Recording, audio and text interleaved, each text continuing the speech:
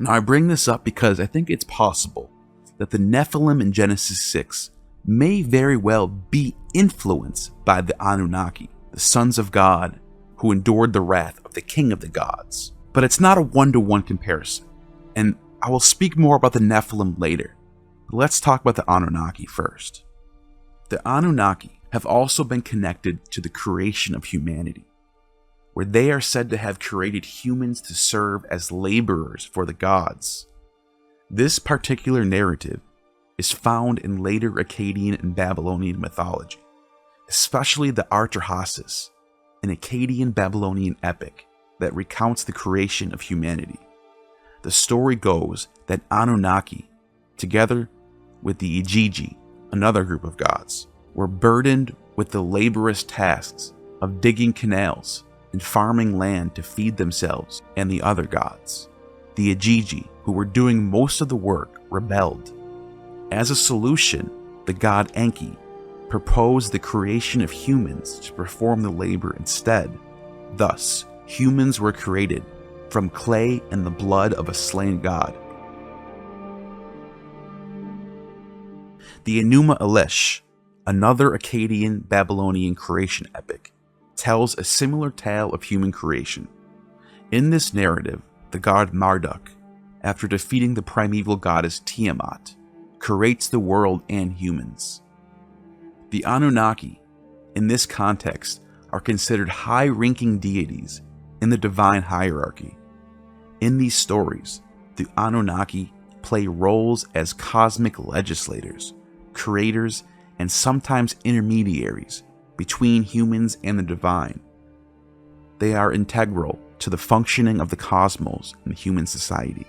Unto Kingu hath Tiamat entrusted, in costly raiment she has made him sit, saying, I have uttered thy spell in the assembly of the gods. I have raised thee to power. The dominion over all the gods I have entrusted unto thee. Be exalted, my chosen spouse. May they magnify thy name over all of them, the Anunnaki. Tiamat hath given Kingu the tablets of destiny. On his breast she laid them, saying, Thy command shall not be without avail, and the word of thy mouth shall be established. Enuma Elish, Tablet 3.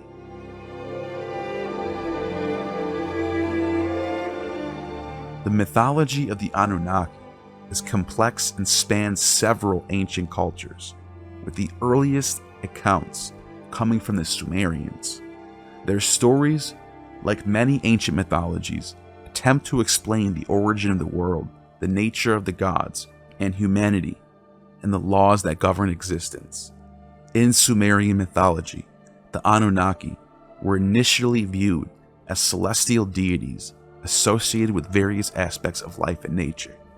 However, the term Anunnaki gradually came to be associated more specifically with chthonic underworld deities. In Mesopotamian mythology, the term Anunnaki was used to refer to deities in general, but it was mostly associated with the underworld, the realm of the dead. This does not necessarily imply a negative or punitive association. In many ancient cultures, the world was perceived as a multi-tiered structure, often divided into heavens, earth, and underworld. Gods and goddesses were assigned to different realms based on their roles and functions. The Anunnaki are depicted in various myths as judges in the underworld, ruling over the fate of the dead. For instance, the goddess Ereshkigal, the queen of the underworld, and Nergal, the god of death and plague, were both considered part of the Anunnaki.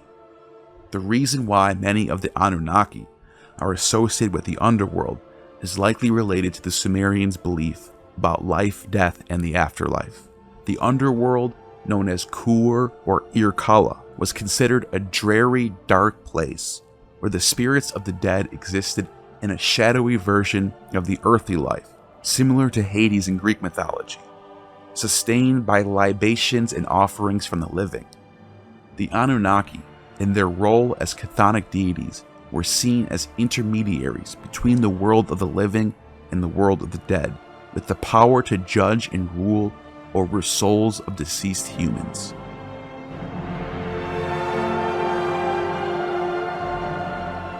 The term Anunnaki could include a wide range of deities, reflecting the complex and multifaceted nature of Mesopotamian religious belief. So what about the Nephilim? Why do so many think they're related? The Nephilim are depicted in biblical traditions as the offspring of the sons of God or fallen angels, and are described as giants. In general, the Anunnaki and the fallen angels who give birth to the Nephilim are separate entities from distinct cultural and religious contexts, Mesopotamian mythology and Hebrew religion, respectively. However, there are some parallels. Both undergo the wrath of God and try to teach humans knowledge. Both the Anunnaki and the fallen angels are seen as powerful beings with the ability to influence humanity.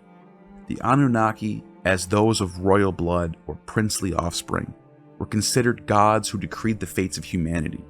Similarly, fallen angels in certain interpretations are thought to have interacted with humans, sometimes negatively, as misleading spirits, but also in some narratives, teaching humanity various arts and knowledge. The Book of Enoch, an ancient Jewish religious work, ascribes the origins of sin and corruption on earth to a group of angels known as the Watchers, who fell from grace by mating with human women and teaching humanity forbidden knowledge. But rather than the Anunnaki, this story shares more elements with the myth of the Apkallu, 7 wise men or demigods in Mesopotamian mythology, who were created by the god Enki to establish culture and give civilizations to mankind. While there are thematic similarities and overlaps, it's essential to recognize that these myths and traditions develop independently with their own cultural and historical context.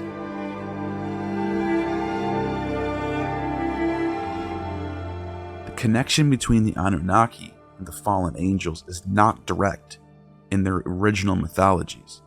I would refrain from calling it a one-to-one comparison, but an indirect, passed-down mythology that changes in context of time and region.